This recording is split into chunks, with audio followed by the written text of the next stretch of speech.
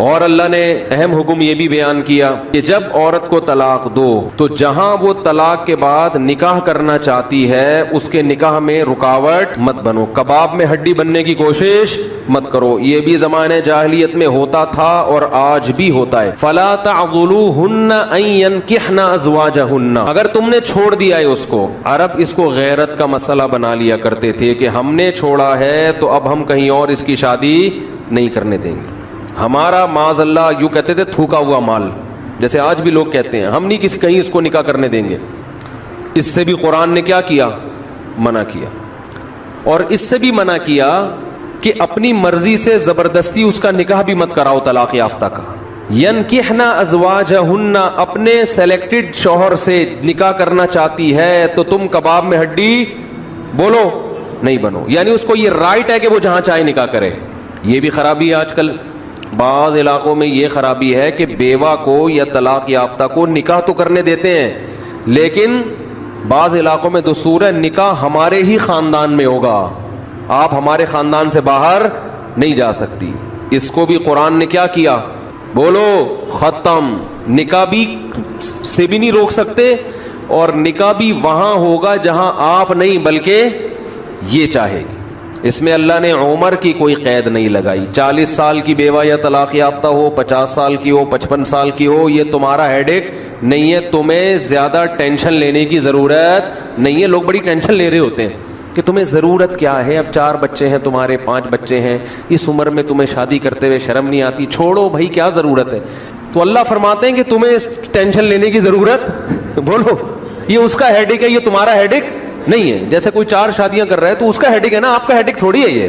آپ پتہ نہیں کیوں پریشان ہے، مفتی صاحب وہ کیا ہو گیا، وہی ان کا ہیڈک ہے، آپ کا ہیڈک نہیں ہے یہ۔ میں اپنی بھی درمیان میں لگا دیتا ہوں نا۔ تو ہر ایک کے ہیڈک ہم نے پالے ہوئے ہیں، وہ یہ کیوں کر رہا ہے، وہ یہ کیوں کر رہا ہے، وہ کم عمر سے شادی کیوں کر رہا ہے، وہ بڑی عمر سے شادی کیوں کر رہی ہے، یہ ہوتے ہیں نا لوگوں کے مسائل۔ اس نے یہ کیوں کر لیا۔ ایک خاتون نے مجھے بتایا کہ وہ ایک دفعہ بیوہ ہوئی، اللہ کی قدرت دوبارہ شادی، دوبارہ بیوہ ہو گئی۔ تیسری دفعہ جب ان کی شادی ہو رہی تھی لوگ مذاق اڑا رہے تھے، بس کرو یار 2 دفعہ بیوہ ہو گئی، اب آرام سے بیٹھو۔ اب وہ بیوہ تو کوئی بھی ہو سکتا ہے، جوانی میں بھی عورتیں بیوہ ہو جاتی ہیں۔ تو اب دیکھو لوگوں کو تکلیف ہو رہی ہے، بھائی یہ اس کا ہیڈک ہے۔ اچھا لوگ اس سے شادی کرتے ہوئے ڈر رہے تھے ان سے کہ میں بھی بیوہ پھر میں نہ مر جاؤں، تو اس کا اس سے کوئی تعلق نہیں ہے۔ ہو سکتا ہے 2 دفعہ بیوہ ہونا تقدیر میں لکھا ہو، 3 دفعہ نہ ہو۔ یہاں مجھے وہ چٹکلا یاد آتا ہے، وہ ایک آدمی نے، ابے چھوڑو چٹکلوں کو، ابھی قرآن کو فوکس کرتے ہیں۔ آخر میں چٹکلے ہونا یہ صحیح ہوتا ہے، درمیان میں ہی آ جائیں تو پھر سارا موضوع چینج ہو جاتا ہے۔ اتنے اچھے احکام بیان ہو رہے ہیں قرآن کے، آگے اس کو آپ نے لوگوں کو بتانا بھی ہے۔ تو اللہ نے حکم دیا کہ طلاق کے بعد ایک دھیلا واپس نہیں لینا، خلا کی صورت میں لے سکتے ہو مگر خلا بھی شوہر کی رضا سے ہوتا ہے، یک طرفہ نہیں ہوتا، یاد رکھیں۔ دوسرا کام تم نے کیا کرنا ہے، اس کو کہیں اور نکاح سے روکنا نہیں ہے۔ تیسرا کام یہ کرنا ہے نکاح بھی وہاں کرنا ہے جہاں وہ چاہتی ہے، تمہاری مرضی نہیں مسلط ہوگی، اس کی مرضی چلے گی۔ اور اگر پرانے شوہر سے نکاح کرنا چاہے اور 2 طلاقیں ہوئی ہوں تو وہاں بھی کر سکتی ہے، کیونکہ آیت کا ایک شان نزول بھی ہے۔ ایک صحابی نے اپنی بہن کا نکاح کسی صحابی سے کرایا، تھوڑے دنوں میں طلاق ہو گئی، طلاق ایک تھی، عدت ختم ہوئی، نکاح ختم۔ اب تھوڑے دنوں کے بعد دوبارہ ان دونوں کا دل چاہنے لگا کہ ہم آپس میں کمپرومائز کر لیں۔ ہوتا ہے وقتی طور پر اختلافات بہت زیادہ ہوتے آتے ہیں، جب دور رہتے ہیں تو آپس میں میلان ہونے لگتا ہے۔ لیکن وہ جو صحابی تھے نا جن کی بہن کو طلاق ہوئی تھی، انہوں نے کہا کہ اب میں اپنی بہن کا نکاح دوبارہ اس آدمی سے بولو نہیں کروں گا، اور کہا کہ یا رسول اللہ میں نے ان کی عزت کی، ان کو اپنی بہن نکاح میں دی، انہوں نے لڑائی جھگڑا کر کے طلاق دے کے میرے گھر میں بٹھا دیا، میں کیسے دوبارہ؟ ایک ذلت محسوس ہوتی ہے نا انسان کو۔ قرآن میں اللہ نے آیتیں نازل کی کہ اگر وہ اپنے شوہر سے نکاح کرنا چاہتی ہے تو درمیان میں رکاوٹ مت بنو۔ لڑے بھی وہ خود تھے، اب جڑ بھی خود رہے ہیں، نہیں آ رہی بات؟ اس کو بھی لوگ غیرت کا مسئلہ بنا لیتے ہیں، سسر صاحب بنا لیتے ہیں، میرے داماد نے میری بیٹی کو طلاق دی ہے، میں تو نہیں واپس بھیجوں گا۔ بھائی دنیا میں جو آدمی میں لچک نہیں ہے نا، فلیکسیبلٹی نہیں ہے، لچک نہیں ہے جس میں، وہ کبھی بھی کامیاب نہیں ہو سکتا۔ یاد رکھو یہ جو ہوتا ہے نا، میں اصول کا پکا، بھائی اصول کا پکا ہونا تو اچھا ہے، لیکن یہ اصول ہی غلط ہے کہ جو کہہ دیا تو اس پہ قیامت تک قائم رہنا ہے، یہ اصول ہی غلط ہے۔ اصول یہ ہونا چاہیے کہ جب موقع کی مناسبت سے جو بات ٹھیک لگے گی اپنے آپ کو چینج کر لوں گا. یہ اصول ٹھیک ہے, اس اصول پہ پکے رہو, اور یہ نبی سے ہمیں ملتا ہے یہ اصول. حدیث میں آتا ہے ایک صحابی نبی کے پاس آئے, مجھے صدقہ چاہیے, یہ چاہیے, وہ چاہیے. آپ نے فرمایا اللہ کی قسم تم پر خرچ نہیں کروں گا میں. وہ چلے گئے, آپ نے دوبارہ بلایا, فرمایا ان پہ صدقہ کرو, دے دو. وہ پریشان, یا رسول اللہ آپ نے تو قسم اٹھائی تھی کہ میں آپ کو نہیں دوں گا. آپ نے فرمایا من رأى علی یمین فرأى غیرہا خیرا منہا فلیکفر عن یمینہ, کہ جو شخص کسی بات پہ قسم اٹھا لے, جائز بات ہو, کوئی اگر حرام پہ قسم اٹھائی وہ تو بچنا لازم ہے نا, کہ میں گناہ نہیں کروں گا, وہ تو ویسے ہی حرام ہے. جائز کام, صدقہ تو جائز ہے نا, بلکہ ثواب ہے. فرمایا کوئی کسی جائز کام پہ قسم اٹھائے, پھر بعد میں اس کو خیال ہو کہ مجھے قسم توڑ دینی چاہیے, اس کا مائنڈ کیا ہو گیا, چینج, تو اسے چاہیے قسم توڑ دے اور کفارہ ادا کر دے, اس قسم پہ قائم بولو نہ رہے. قسم پہ جب قائم نہ رہنے کا حکم ہے تو بغیر قسم کے میں نے جو بول دیا بس وہ پتھر پہ لکیر بن گیا, یہ تو پاگل اور گدھے ہونے کی علامت ہے. قسم بھی اگر کھا لی ہو تو بھائی اس وقت یہ خیال تھا کہ نہیں دینا, اب زمینی حقائق کہہ رہے کہ اس کو دینا ہے, تو اب قسم توڑو, کفارہ ادا کرو اور دے دو. بات نہیں آ رہی میرا خیال ہے. یہ کس کی سیرت ہے, نبی کی. نبی سے زیادہ کسی کی پکی زبان ہو سکتی ہے, لیکن ایسی لچک سکھائی ہے کامیاب بننے کے لیے کہ یہ نہیں کہ جو کہہ دیا تو وہ پتھر پہ لکیر. گراؤنڈ ریئلٹی کے لحاظ سے, ماحول کے چینج ہونے کے لحاظ سے آپ نے اپنا رویہ کیا کرنا ہے, چینج کرنا ہے. اس وقت آپ کی رائے یہ تھی, اب آپ کی رائے وہ ہے, کیونکہ زمینی حقیقت بھی چینج ہوتی ہے اور انسان کی نالج بھی چینج ہوتی ہے اور انسان کی رائے بھی چینج ہوتی ہے. بعض دفعہ نالج چینج نہیں ہوتی, انسان تانے بانے ملا کے ایک رائے قائم کرتا ہے, بعد میں جب اور گہرا سوچتا ہے تو اسے لگتا ہے کہ وہ رائے ٹھیک نہیں تھی, تو وہ اسٹیٹمنٹ اس کا کیا ہو جائے گا, چینج. کوئی بات نہیں, دن میں 100 دفعہ چینج ہو جائے. ناکام وہ ہے جو کہہ دیا تو اڑ گیا, بس کچھ بھی ہو جائے. اب دیکھو, ایک آدمی آپ کو مستحق نظر نہیں آ رہا تھا, آپ نے کہا اللہ کی قسم تجھے میں صدقہ نہیں دوں گا, تو فراڈی ہے. بعد میں پتہ چلا نہیں فراڈی نہیں ہے, آپ کو نہیں, میں نے تو بول دیا تھا میں نہیں دوں گا. بھائی اب فراڈی ہونے کی بیس پہ نہیں دے رہے تھے, تو اب پتہ چل گیا یہ فراڈی نہیں ہے. بعض دفعہ پہلے بھی پتا تھا فراڈی نہیں ہے, اب بھی پتہ ہے نہیں ہے, لیکن پہلے خیال تھا کہ نہیں دینا چاہیے, اب خیال ہے کہ دے دینا چاہیے, تو رائے چینج کر لو. بہت مشکل ہے. اور گھریلو جھگڑوں میں تو میاں بیوی کی طبیعت میں اگر لچک نہیں ہے نا, 4 دن بھی ان کا رشتہ نہیں چل سکتا. یہ تو مجھ سے ابھی لکھوا کے سگنیچر انگوٹھے لگا لو, جیسے سبزی والے نے ٹھپے لگائے تھے انگوٹھے لے کے گھوم رہا ہوں. لیکن آپ انگوٹھے نہیں, آپ مجھے پکڑ لینا, میں کہاں بھاگوں گا. وہ جب بھی انگوٹھے کی بات آتی ہے مجھے وہ سبزی والا یاد آتا ہے جس کو میں نے بزنس کے لیے پیسے دیے تھے, اور اس نے ایمانداری میں اسٹیمپ پیپر پہ اپنے انگوٹھے لگا کے دیے تھے. جب وہ پیسے لے کے بھاگا تو 3 سال میں نے وہ انگوٹھے سنبھال کے رکھے. اب لوگ مجھے کہتے ہیں نا وہ فلاں آدمی کو میں اتنے کروڑ روپے دے رہا ہوں تو اتنا ایماندار ہے, میں تو اسٹیمپ پیپر پہ لکھوا رہا ہوں اور انگوٹھے بھی لگوا رہا ہوں. میں کہتا ہوں یہ انگوٹھوں کا تذکرہ میرے سامنے مت کیا کرو, انگوٹھوں سے کچھ بھی نہیں ہوتا. بندہ اگر 2 نمبر ہے, اسٹیمپ پیپر بکری کو کھلا دینا, کسی کام کا نہیں ہے یہ اسٹیمپ پیپر, عدالت سے بھی نہیں نکلوا سکتے, سمجھتے ہو. لکھوایا کرو ضرور, لیکن اس سے ہوگا کچھ بھی نہیں.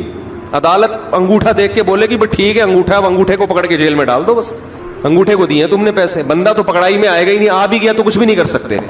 عدالت کہے گی دیے کیوں تھے. تو پیسہ دینے سے پہلے 100 دفعہ سوچا کریں. خیر, تو کیا بات چل رہی تھی, ابے انگوٹھے کی بات کہاں سے آئی. ہاں, لچک پیدا کرنا میاں بیوی کا رشتہ تو ایسا ہے کہ اگر آپ کہیں نا کہ جو میں نے کہہ دیا بس وہ کیا ہے, آرڈر از آرڈر, تو بھائی اس کا مطلب آپ میدان جنگ میں کھڑے ہوئے ہیں, دشمن کی فوجیں آپ کے سامنے, اور آپ ایک فوج کی کمانڈ کر رہے ہیں کہ گولی چلانے کا آرڈر دیا تو کیا کرنا ہے.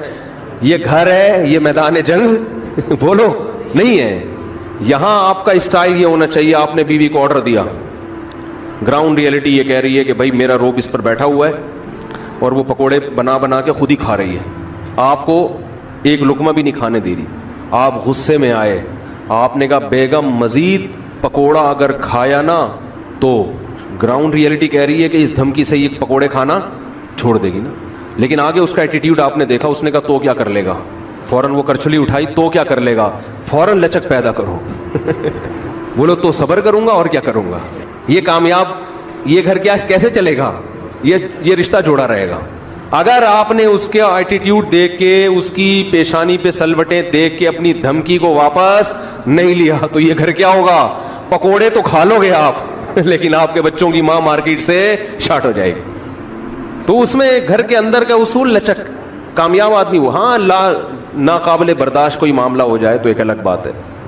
تو اللہ نے کیا حکم دیا کہ اگر ڈیورس ہو گئی ہے پھر دوبارہ ملنا چاہتے ہیں تو کباب میں ہڈی بولو مت بنو, ملنے دو ان کو, کوئی مسئلہ نہیں ہے. ہاں یہ قرآن نے کہا ہے کہ اس شرط میں ملیں کہ ان کا اپنے بارے میں یہ خیال ہو کہ دوبارہ وہ جھگڑے نہیں کریں گے. ایسا نہ ہو ملتے پھر وہی ٹینشنیں شروع کر دیں. اب دوبارہ اپنی اصلاح کر کے آئیں کہ بھئی اب ان ماضی کے قصوں کو چھیڑنا نہیں ہے. لیکن یہ ایک یا دو طلاقوں کے بعد ہے, 3 طلاق کے بعد نہیں مل سکتے جب تک کہ کہیں اور نکاح نہ ہو جائے اس کا. تو خیر قرآن مجید میں اس میں اللہ نے یہ بھی حکم دیا وَلَا يَحِلُّ لَهُنَّ أَن يَكْتُمْنَ مَا خَلَقَ اللَّهُ فِي أَرْحَامِهِنَّ. 100 روپے میں حور کا چانس لینے میں کوئی حرج نہیں. لیکن یہی مولوی صاحب اگر آپ سے کہیں کہ 5 کروڑ روپے اس ڈبے میں ڈال دو اور گارنٹی سے کہتا ہوں کہ تمہیں 70 حوریں ملیں گی, آدمی کہتا ہے مولوی صاحب 70 کیا 70,000 بھی ہو نا, 5 کروڑ کی رقم میں داؤ پہ لگانے, نہیں ملی تو کیا ہوگا؟ کیا خیال ہے, کیا خیال ہے بھائی؟ نہیں ملی تو کیا ہوگا؟ چوڑے میں آ جائیں گے. 5 کروڑ یہاں والی جو ہے وہ بھاگ جائے گی ہماری جو اپنی حور ہے. جب سارے پیسے اس کو پتا چلیں گے نا حور کی بھیٹ چڑھا دی ہے اس نے, تو یہاں والی کیا ہوگی؟ وہ بھاگ جائے گی. بڑی قربانی انسان ناممکن ہے جب تک اپنی آنکھوں سے یہی منظر 70 حوریں لا کے اس کے سامنے کھڑی کر دی جائیں اور کہے 5 کروڑ روپے دے اور یہ 70 حوریں لے جا, پھر گن پوائنٹ پہ نا لوگوں سے چھین کے 5 کروڑ روپے کا انتظام کرے گا. سمجھ میں آ رہی ہے بات کہ نہیں آ رہی؟ تو اب میں اس سوال کو دوبارہ لے کر آتا ہوں کہ بھائی میرے پاس اگر یہ آپشن ہوتا کہ میں اسلام کو خدا نخواستہ چھوڑ دیتا تو اسلام مجھے یہ آپشن دے نہیں رہا. وہ کہہ رہا ہے آخرت میں تمہارا کیا ہوگا؟ بے تحاشا نقصان. بلکہ اسلام تو مجھے کہہ رہا ہے کہ اگر کبھی موقع ملے اللہ کے راہ میں لڑنے کا اور جہاد تم پہ فرض ہو جائے تو جان بھی دینی پڑی تو آپ کو جان دینی پڑے گی. غزوہ تبوک میں ہوا نا جہاد فرض عین ہوا, بہت سارے صحابہ جنہوں نے بڑی بڑی قربانیاں دی تھیں, غزوہ احد میں قربانیاں تھیں, غزوہ بدر میں ان کی قربانیاں, پھر فتح مکہ میں وہ شریک تھے, غزوہ خندق میں انہوں نے پیٹ پہ پتھر باندھے, بھوک پیاس برداشت کی, اپنے گھروں کو قربان کر دیا. حضرت ابو سعید خدری رضی اللہ تعالی عنہ 10 سال کے نبی کی خدمت میں آئے, یا رسول اللہ میرے باپ بھی احد میں شہید ہو گئے, میرا بھائی بھی احد میں شہید ہو گیا, گھر میں کمانے والا کوئی بھی نہیں ہے, آپ ہمارے ساتھ تعاون کریں. بتاؤ میرے پاس اگر کوئی آتا, میں کہتا یار اس آدمی نے میرے لیے اتنی بڑی قربانی دی ہے کہ باپ بھی شہید کروا دیا, بھائی بھی, اور گھر میں اب کوئی کمانے والا نہیں ہے, میں بے تحاشا چندے کا اعلان کرتا کہ نہیں کرتا کہ یار یہ تو میرا خاص وفادار آدمی ہے. نبی نے اعلان نہیں کیا. نبی نے کیا فرمایا؟ من یستعفف یعفہ اللہ, جو اپنے دامن کو مخلوق کے سامنے ہاتھ پھیلانے سے پاک رکھنا چاہتا ہے نا, چاہتا ہے اللہ بھی ہمیشہ اس کے دامن کو مخلوق سے پاک. ہاتھ کس کے ساتھ سامنے پھیلا رہا ہے؟ پیغمبر کے. لیکن پیغمبر اپنے آپ کو بھی مخلوق کی فہرست میں لا رہے ہیں, خالق کی فہرست میں نہیں لا رہے. پیغمبر سے بڑا کوئی ہو سکتا ہے؟ لیکن نبی کیا کہہ رہے ہیں؟ میں بھی تو مخلوق ہوں. اچھا جو کمزور ایمان والے لوگ تھے ان کو نبی نے چندہ کر کے دیا, جن کا خیال تھا نا کہ یہ پکے ایمان والے, ان کو نہیں دیا. حالانکہ وہ تو زیادہ اپنے ہیں, جو اپنے تھے ان کو پیسے دینے سے منع کر دیا. نہیں بھائی, ان کی عادت خراب نہیں ہونی چاہیے. نبی سے بھی نہ مانگے کبھی, اور صراحتاً منع نہیں کیا کہ مت مانگو, اشارے سے منع کیا ہے. من یستعفف یعفہ اللہ, جو اللہ سے پاک دامنی طلب کرتا ہے. پاک دامنی کا کیا مطلب؟ دامن رسوا نہ ہو. پاک دامنی زنا سے بچنے کو بھی کہتے ہیں کیونکہ زنا کرنے سے انسان کی عزت چلی جاتی ہے. پاک دامنی بھیک سے بچنے کو بھی کہتے ہیں کیونکہ مانگنے سے بھی انسان کی عزت چلی جاتی ہے, اگر عزت ہو. کیونکہ بہت سے لوگ کہیں گے ہم تو صبح شام مانگتے رہتے ہیں, ہمیں تو کوئی عزت نہیں جا رہی ہماری. وہ ایک آدمی کسی محلے میں گیا, آیا, کہتا ہے یار اللہ کا شکر ہے کہ میری عزت نہیں ہے. میں نے کہا اس میں شکر کی کیا بات ہے؟ کہنا اگر عزت ہوتی تو آج میری بہت زیادہ بےزتی ہو جانی تھی. آج میں نے ایسا کام کیا اس محلے میں کہ میری اگر عزت ہوتی نا تو آج میں بہت بے عزت ہو جاتا. تو کہہ رہا شکر ہے میری پہلے سے سرے سے کوئی عزت تھی نہیں. تو ہمیشہ بے عزتی عزت دار لوگوں کی ہوتی ہے, جو بے عزت ہوتے ہیں ان کی کوئی عزت نہیں ہوتی. تو بھیک مانگنے سے عزت جاتی ہے ان لوگوں کی جن کی پہلے سے سوسائٹی میں کوئی عزت ہو. تو نبی صلی اللہ علیہ وسلم نے فرمایا من یستعفف, جو اللہ سے پاک دامنی طلب کرتا ہے, یعنی اپنی عزت بچانا چاہتا ہے اللہ بھی اس کی عزت بچاتے ہیں. کیا مطلب؟ اسے بھیگ کے داغ سے ہمیشہ کے لیے محفوظ کر لیتے, غیب سے اس کے لیے روزی کا انتظام کرتے ہیں. تھوڑا صبر کر لیا جائے نا, پیٹ کاٹ لیا جائے, بھائی کسی سے مانگنا نہیں ہے, تو اللہ پھر مدد کرتے ہیں. اللہ کہتے ہیں اس نے نہیں ہاتھ پھیلایا نا, اب میں اس کو لوگوں کا محتاج نہیں ہونے دوں گا, لیکن صبر کرنا پڑے گا. اور پھر دوسری بات نبی نے فرمائی وَمَن يَتَصَبَّرْ يُصَبِّرْهُ اللَّهُ, جو اللہ سے صبر مانگتا ہے. اب سوال پیدا ہوتا ہے اس عزت بچانے کے لیے تو بہت صبر کرنا پڑے گا. 10 سال کا بچہ جس کا باپ بھی شہید ہو گیا, جس کا بھائی بھی شہید ہو گیا, ماں اکیلی گھر میں ہے, وہ کیا کہے گی بھائی ہم نے اپنے خاندان کے سارے لوگ تو لٹا دیے, اب ہم فاقے کیسے برداشت کریں. تو ٹھیک ہے عزت اہم چیز ہے, صبر کتنا کرنا پڑے گا اس کے لیے. لیکن نبی نے اگلی جملے میں یہ بتا دیا من یتصبر, جو اللہ سے صبر مانگتا ہے نا, یصبرہ اللہ, اللہ اسے صابر بھی بنا دیتے ہیں. یہ صبر بھی کس سے مانگو, خالی پیسے نہیں اللہ سے مانگنے. غربت اور مہنگائی میں جو ٹینشن ہوگی اس ٹینشن کو ختم کرنا بھی کس سے مانگنا ہے, اللہ سے. اللہ مجھے اس پہ صبر دے, تو اللہ صبر دے دیتا ہے. اب آپ مجھے بتاؤ, اتنی بڑی قربانی, باپ شہید, بیٹا شہید, اور گھر میں فاقے, اور نبی نے بھی, حالانکہ نبی چندہ کر کے دے سکتے تھے, دوسروں کو بھی تو دے رہے تھے نا, جبکہ یہ امید ہو کہ میری مدد بھی کر سکتے ہیں, خالی ہاتھ واپس بھیج دیا. ایسے میں اگلی جنگ کے لیے اگر نبی بلائیں تو جس کا ایمان ایسا ہو جیسا ہمارا 500 والا, کہ 500 میں ٹرائل بیسس پہ آپ ایک ہور کا رسک لے سکتے ہیں, تو اگر ایسا ایمان ہوتا اگلی جنگ میں شرکت کرتے. بولتے کیوں نہیں میرے بھائی, کبھی بھی نہیں کرتے. لیکن انہوں نے ہر جنگوں میں نبی کا ہمیشہ ساتھ دی. بدر میں شریک ہونے والے, احد میں شریک ہونے والے, خندق میں تو کتنی ٹینشن تھی. اب آپ دیکھو اسلام کو اپنے دعوے کی سچائی کا یقین کتنا ہے کہ اسلام بھی کوئی لچک نہیں دکھا رہا.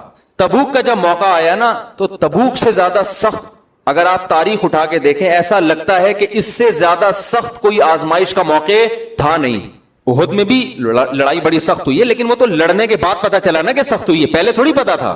تبوک میں پہلے سے پتا تھا کہ اتنی ٹینشن والی لڑائی اب تک عالم اسلام میں ہوئی نہیں ہے, کہ بہت لمبا سفر, انتہائی شدید گرمی, اور کھجوروں کے پکنے کا ٹائم, جو پورے سال باغ پہ محنت کی ہے وہ پھل توڑنے کا وقت ہے.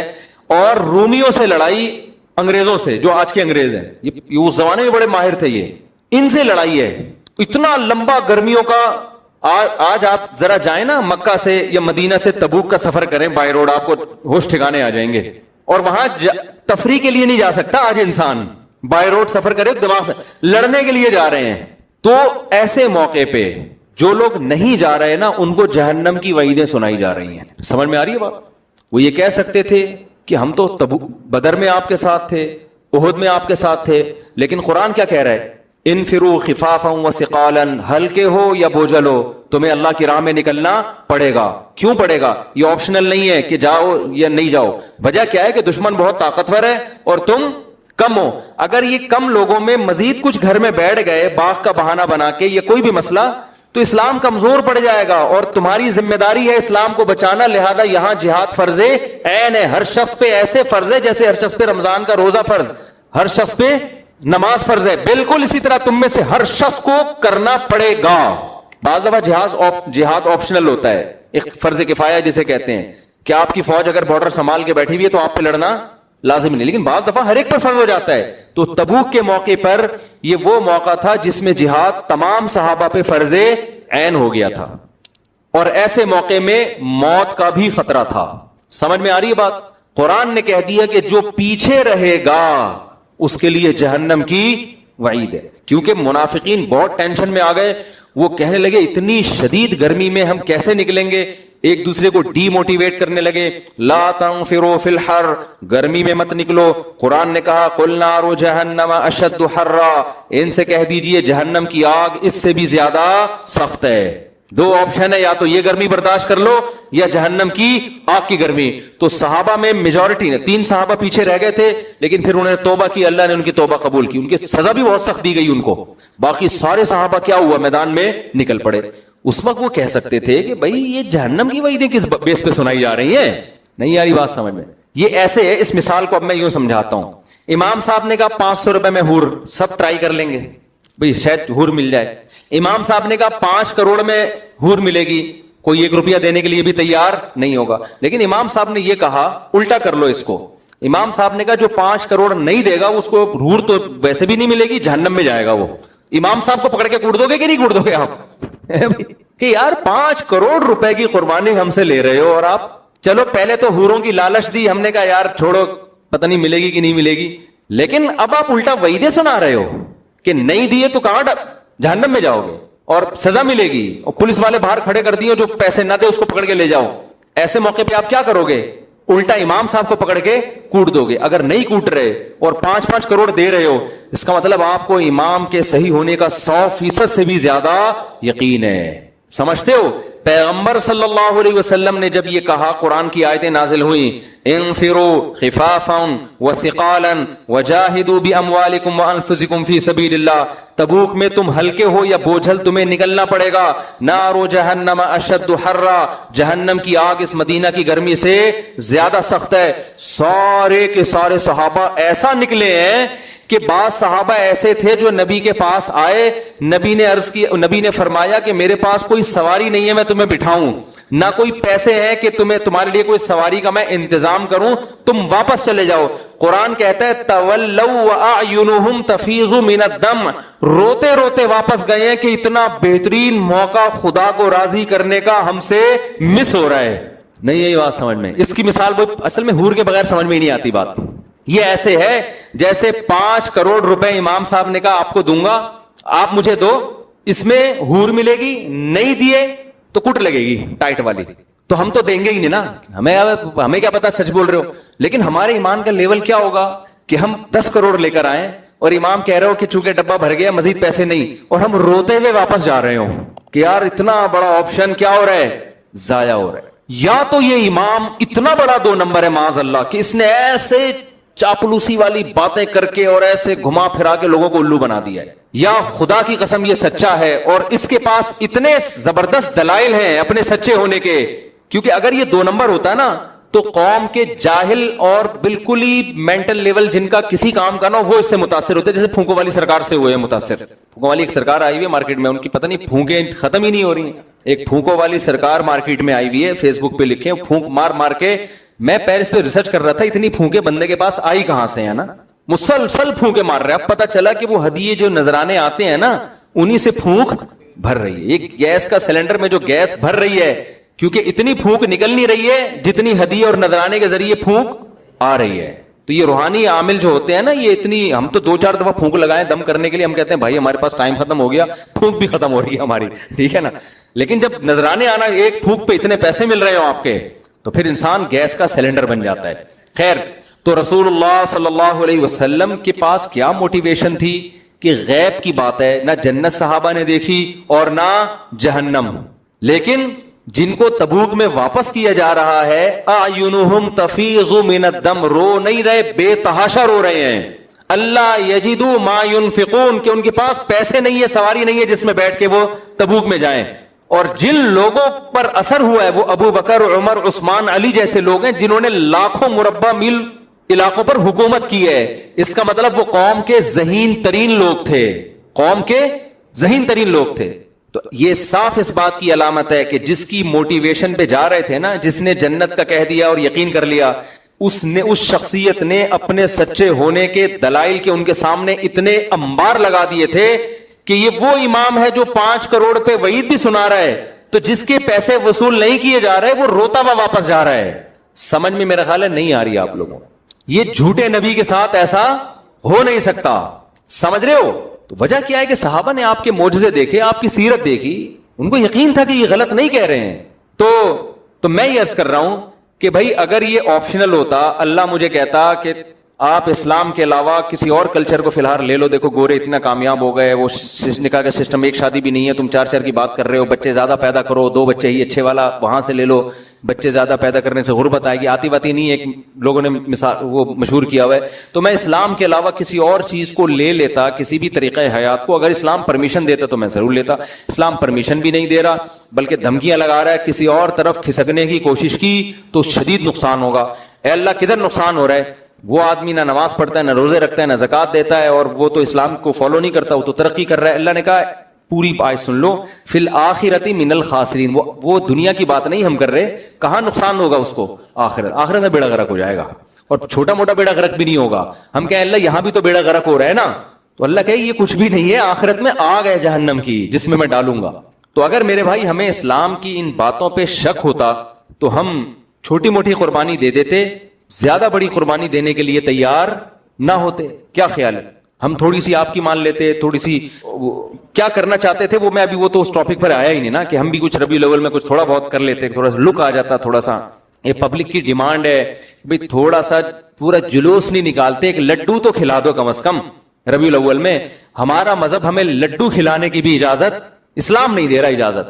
اسلام کہہ رہے ربیع الاول میں ایک حلوہ, ایک ٹافی بھی اس نیت سے کھانے کی اجازت نہیں ہے کہ ربیع الاول ہے, کیونکہ جو تہوار منانا ہے نا, سیلیبریٹ کرنا ہے, اس کے لیے ہمارے پاس 2 ہی دن ہے, تیسرا کوئی دن اللہ نے ہمیں نہیں دیا, تیسرا دن نہیں دیا. لنا عیدان, ہمارے 2 تہوار ہیں, عید الفطر عید الاضحیٰ, تیسرا دیا نہیں ہے اللہ نے ہمیں. اللہ سے آپ پرمیشن لے لیں یار, ہم آپ سے زیادہ ربیع الاول منائیں گے, یہاں سے جلوس لے کے نکلوں گا میں انشاءاللہ, میرا تو اپنا جلوس بہت ہے حقیقت ہے.